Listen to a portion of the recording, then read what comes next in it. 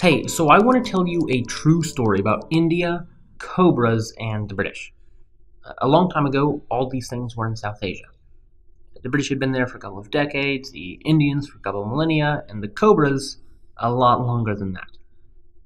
Back then, though, there was a lot of conflict between these groups.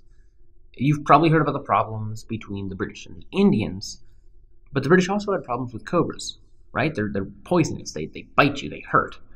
They wanted them extinct, but they didn't have enough people to do it.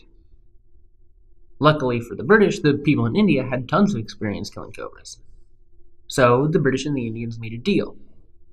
For every cobra head you bring us, we will give you £1, they probably said. And the Indians brought them many cobra heads.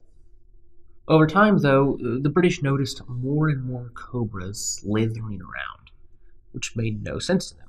Right? After all, they had piles and piles of cobra heads, and they were missing piles and piles of British pounds. When the British investigated, though, they found out what had happened.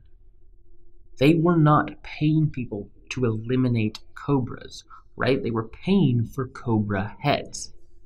And Indians, it turned out, were not just experienced at killing cobras. They were also experienced at breeding them. These cobra farms had appeared all over India to take advantage of the new British rule.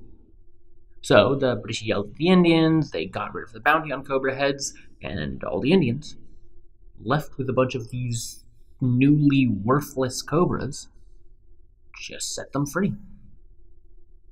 Today there are no British people in India, at least not in the way there were back then.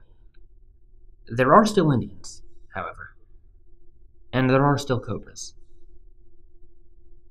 I think the moral of the story is one of respect. When you are making rules, whether for a country, a town, or a classroom, remember that people are very clever. If you just tell private prisons to hold convicts, they will hold convicts, even if you don't like how they do it. If you just tell students to get good grades, they will get good grades, even if they don't learn a thing.